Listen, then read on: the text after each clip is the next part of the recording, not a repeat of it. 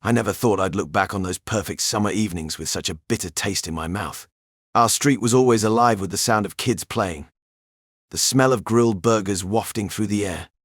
Mason would show up at my door with a six-pack, that signature grin on his face, while Rachel and Claire set up the patio tables with their Pinterest-worthy decorations. Our house became the neighborhood hub. The big oak tree in our backyard provided the perfect shade for those long weekend gatherings. Mason and I would stand by the grill, talking about everything from work to our dreams of taking our families on a cross-country RV trip someday. The kids would run through the sprinklers, their laughter echoing off the houses. Claire always knew how to make these gatherings special. She'd prepare her famous potato salad, the recipe she refused to share with anyone, not even Rachel. The four of us would stay up late, playing board games on our deck, sharing bottles of wine while the kids slept upstairs. The pictures from those days still hang on my walls. There's one from last 4th of July, all of us on Mason and Rachel's front lawn, sparklers in hand, faces glowing with happiness. Claire's leaning into me, my arm around her waist. Mason's giving a thumbs up to the camera, Rachel rolling her eyes at his antics. Every other weekend we'd rotate houses for movie nights. The women would curl up under blankets while Mason and I argued about which action film to watch. Claire always teased me about my terrible taste in movies, but she'd still rest her head on my shoulder, her hand in mine. We were that couple everyone envied. The ones who still held hands at school functions, who coordinated Halloween costumes, who never seemed to fight. Mason used to joke that we made marriage look too easy. If only he knew how those words would come back to haunt us all. It was another one of those typical quiet nights. The kids were in bed, the hum of the dishwasher filling the otherwise still air of the house. I got to the computer to check a work email, nothing out of the ordinary.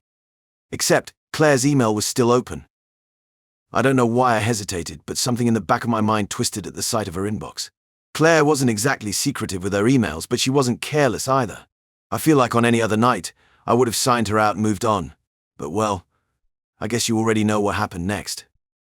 At first, I didn't dive too deep. Just a scroll through her inbox. A couple of newsletters, some school district announcements about the year's curriculum changes. Random stuff. Even caught sight of an order confirmation for something she bought for one of the kids. Cute, thoughtful, like always. But then my eyes caught on a subject line that felt off. It was from her therapist. Purely work-related, I thought at first. After all, therapy had been something Claire dabbled in for a while.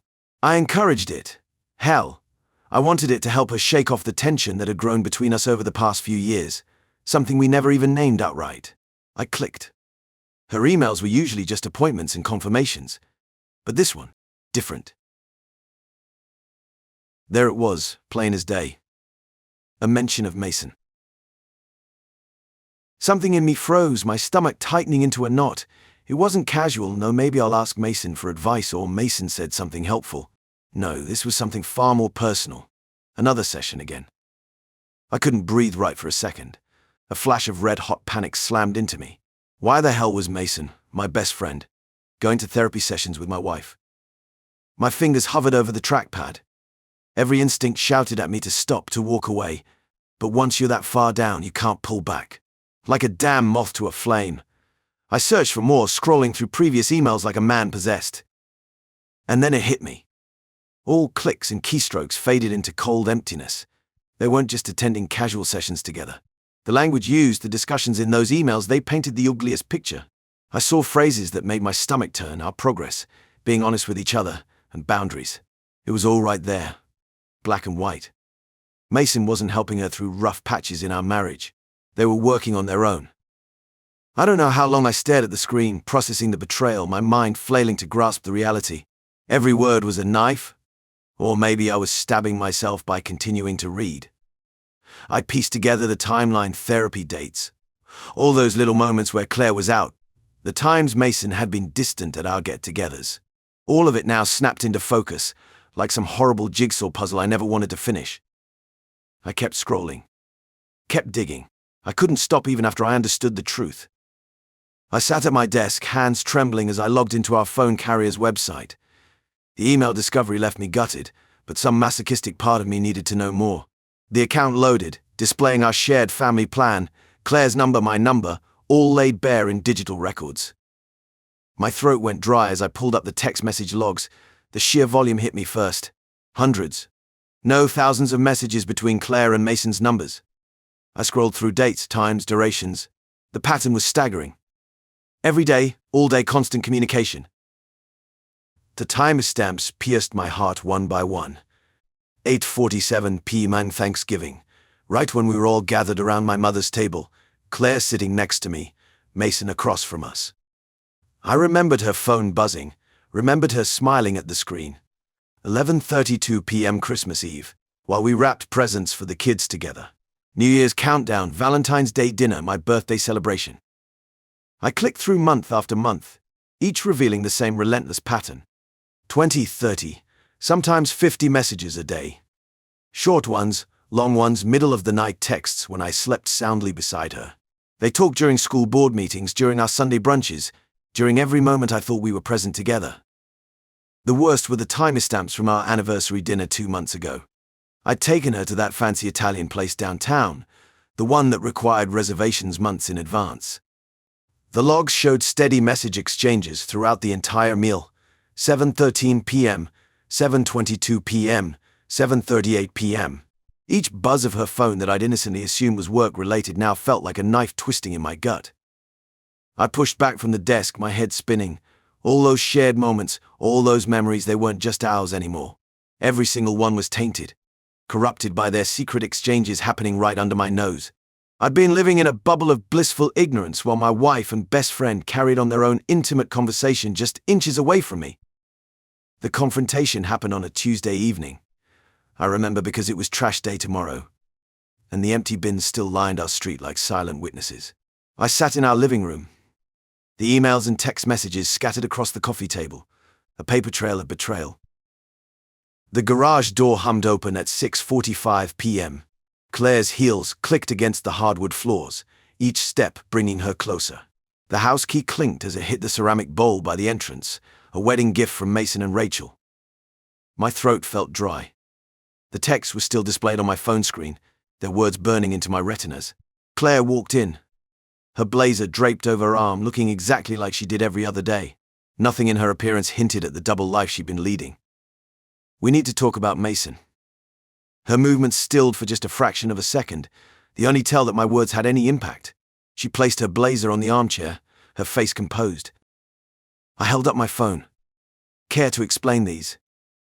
Her eyes darted to the screen, then back to me. No panic. No shame, just emptiness. "I suppose you were bound to find out eventually." The casualness in her voice made my stomach turn. I expected denial, tears, maybe even anger. But this cold indifference was worse. "How long?" My voice cracked. She sat down across from me, crossing her legs like this was just another evening discussion about bills or dinner plans. "I was looking for a stallion, Ethan, and all I had at home was a lame pony." The words hit me like a physical blow. Blood rushed to my ears, and for a moment, the room spun. "Mason and I are in love," she continued, her voice steady.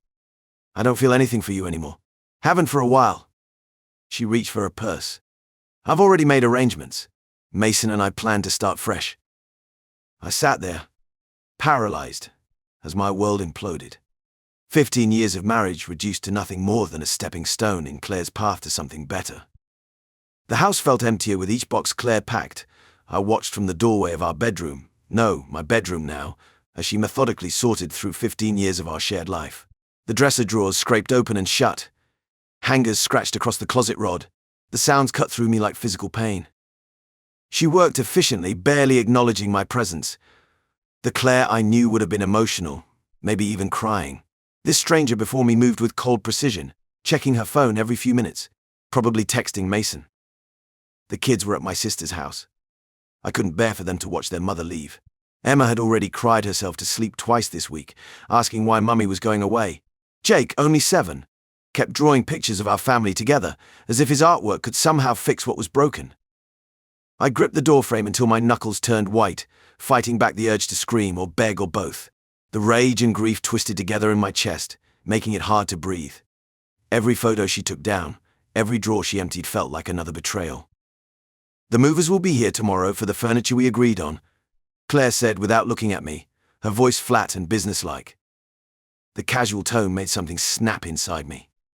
All those family dinners, vacation photos, Christmas mornings, they meant nothing to her. She and Mason had probably laughed about me during their secret meetings, mocking my blind trust while they planned their new life together. My wedding ring felt like it was burning a hole in my pocket. I'd taken it off yesterday, but couldn't bring myself to throw it away yet. The same ring I'd placed on her finger as we promised forever. What a joke that turned out to be. A few hours later, Claire's car pulled out of our driveway for the last time. I stood in our empty kitchen, my kitchen, surrounded by the ghosts of family meals and morning coffees, weekend pancake breakfasts and homework sessions. The silence pressed in from all sides as tears finally broke free, rolling down my cheeks unchecked. I remembered how Mason had begged me to help with his school board campaign. The endless nights we spent strategizing, designing flyers, and organizing meet and greets. I'd even dipped into my marketing contacts to get him prime advertising spots at discounted rates. My support had made the difference in that razor-thin victory. Now, scrolling through the school board's website, I noticed Mason's smiling face plastered across every page. Board meetings, fundraisers, student achievement ceremonies, he was everywhere. The community golden boy who could do no wrong. The thought made my stomach turn. Claire's position in the school district had given them the perfect excuse to spend time together. All those late nights they claimed were for budget meetings and curriculum planning. The pieces clicked into place as I remembered the school events they'd attended together while I stayed home with our kid. The school board was Mason's whole world. He'd talk endlessly about policies and initiatives at our barbecues, boring everyone to tears. But that position meant everything to him, his status, his reputation, his sense of importance in the community. Looking at his face on the website, something shifted inside me. The school board had annual elections coming up in 3 months. Mason's seat would be up for grabs. The same seat I'd helped him win. I opened my email and started drafting messages to the contacts I still had from his campaign. People who owed me favors. People who'd want to know what kind of man they'd help put in charge of their children's education. The irony wasn't lost on me. Mason had used his position on the school board to destroy my marriage. Now I could use that same position to destroy everything he'd built. I spent days organizing everything meticulously. Every email, every text message, every piece of evidence that showed their betrayal.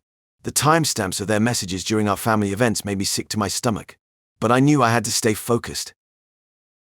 The district policy manual became my evening reading. Failure to disclose could result in termination. Mason hadn't just betrayed me personally, he'd violated his obligations as a board member. I drafted an anonymous letter detailing their affair with surgical precision. Then I called Claire. We need to talk. It's important. She arrived at our old house looking irritated. I could barely look at her face without seeing those messages flash through my mind. Someone knows about you and Mason, I said, keeping my voice steady. A friend showed me what they're planning to present at next week's board meeting. The color drained from her face. What are you talking about? They have everything. The emails, texts, photos of you two together. They're furious about the ethics violation and want to expose it publicly. Mason arrived 20 minutes later, his usual confidence nowhere to be seen. I played them a voicemail I'd recorded myself, disguising my voice, ranting about corruption and cover-ups. I tried talking them down, I said, watching them squirm. But they're determined to make this public. They think the community deserves to know. Mason paced the room, running his hands through his hair. This will ruin everything. My position, my reputation. You should have thought about that before, I said, letting just enough bitterness seep through my concerned act. I didn't expect Mason to crumble so quickly. After I played that voicemail, his face turned ghost white. The mighty board member, always so confident and composed, started pacing around his office like a caged animal. Within days, word spread about an emergency board meeting. I sat in the back of the auditorium, watching Mason shuffle to the podium. Gone was his typical swagger, replaced by hunched shoulders and trembling hands. His voice cracked as he announced his immediate resignation, citing vague personal reasons. The whispers started instantly. By the end of the week, everyone knew about his affair with Claire. The community turned on him fast. Parents who used to praise his educational initiatives now crossed the street to avoid him. His name vanished from the board's website. The local paper ran a piece questioning his past decisions, wondering if his personal conduct had influenced his leadership. I ran into Rachel at the grocery store. She told me Mason barely left their house anymore. He'd started drinking heavily, spending days in his home office with the blinds drawn. Their kids were struggling at school, dealing with whispers and stares. The mighty Mason, who loved being the center of attention, couldn't even face picking up coffee at his favorite spot without people glaring at him. The few times I spotted him around town, he looked like a shadow of himself. Unshaven, shoulders slumped, eyes fixed on the ground. He'd dart into his car or duck into stores to avoid people he'd once gladly stopped to chat with. The man who'd betrayed me, who'd destroyed my marriage and family, had destroyed himself too. His fall from grace was complete. The respected board member, the community leader, the man everyone admired, reduced to a neighborhood pariah. I thought watching him crumble would feel more satisfying. Instead, I just felt hollow. I heard about it through the grapevine. You know how these things go, gossip ripples through a school district like wildfire. Teachers whispering. Parents muttering over playgrounds. Claire thought she could keep her head down and power through everything. But that's not how shit like this pans out in a small town.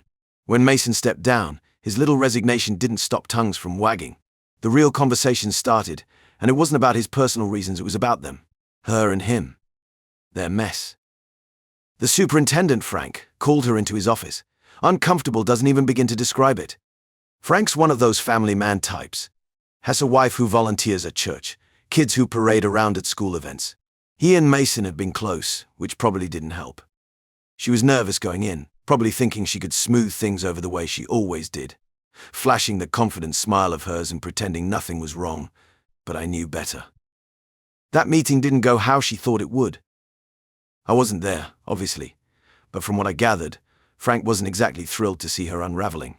Poor guy, probably thought he owed her some sympathy since they'd been friends, worked together for years. But this wasn't about friendship now. This was about optics, reputation, politics, no way around it. He lightly started soft, as guys like him do, telling her how tough the situation was, how unfortunate it all seemed. Then he had to drop the hammer. The promotion she'd been gunning for. The one she'd been primed to receive for months. Gone. Snatched right out from under her.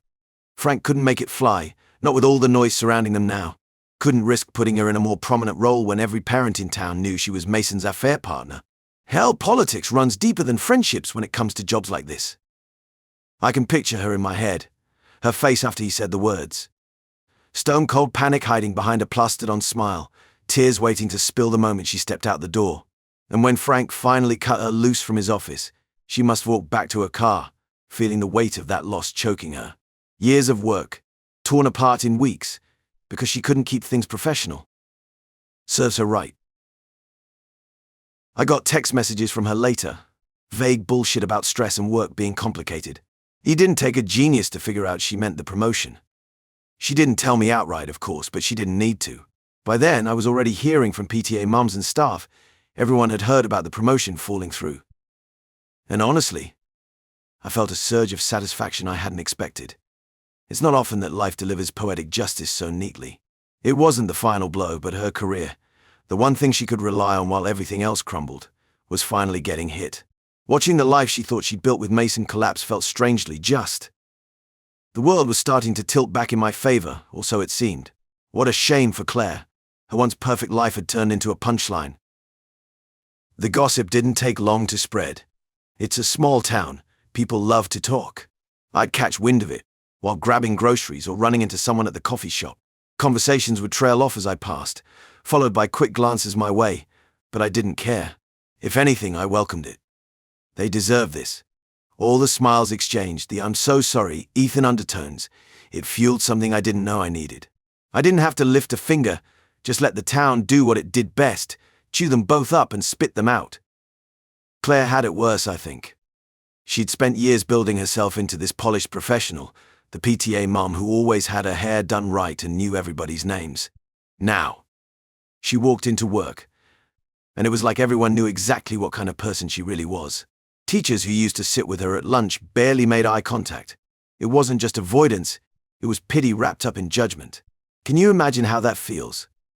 Being pitied by people who once thought you had it all figured out. I heard from one of the moms at school that Claire had a run-in with some teacher who still thought she'd gotten the promotion. Out of the loop, completely missed the fallout from Frank. Poor lady congratulated Claire in the break room, loud enough for everyone to hear. And Claire, she couldn't keep it together. She ducked out of there so fast, tears already gathering before she hit the bathroom. I mean, it's ironic, right? She wanted more out of life, wanted her big moment. And here it was, blowing up in her face. Rachel picked up on it too, the whispers, the gossip. Mason had been her world, their marriage intertwined in everything. I don't know if she found any comfort in knowing Mason's life had crashed as hard as hers, but she was handling it better. Stronger, more resilient than I ever gave her credit for back when we all hung out together, when Mason was my closest friend. She kept her distance from him now, only talking when it came to the kids. I saw her at school pick up once. She gave me this half smile that managed to say everything without saying a word. As the weeks passed after the promotion fiasco, I figured it was time. Claire thought she was on the downside of everything, but in my book, there was one last lesson to make sure she learned. I texted her, suggesting we meet up. The usual stuff we needed to talk about: the kids, schedules, the shared responsibilities that weren't going away just because she torched everything else. When she showed up, she seemed tentative, like the tension had grated her down a bit. We sat in the kitchen, a familiar setting now tainted by years of lies I'd only recently uncovered. I let her talk briefly about how the kids were adjusting, some bullshit about school projects, how we'd need to coordinate better because she didn't want them to suffer amidst the mess we were in. Funny coming from her. Then I dropped it. No big theatrics, no loud declarations because I'd played that part already. Just a calm remark as if we were discussing the weather. You know, there never was any anonymous voicemail. No furious friend planning to expose you both. That was all me. The way her face drained of color, it was like watching a building collapse in slow motion.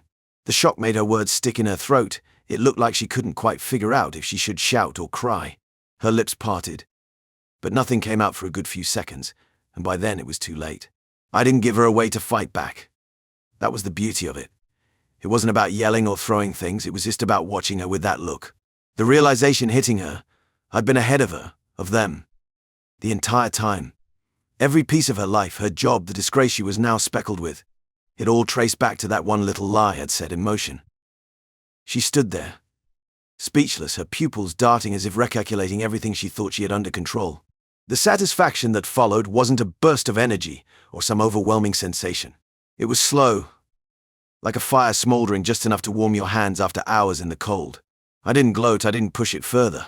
What was the point? She knew. Claire left without saying much else. The door clicked behind her, and I watched her retreat the way you'd watch a passing storm on the horizon. Gone, and the air felt clearer somehow. Mason was unraveling on a whole other level. News of his resignation traveled fast, but that was only the start.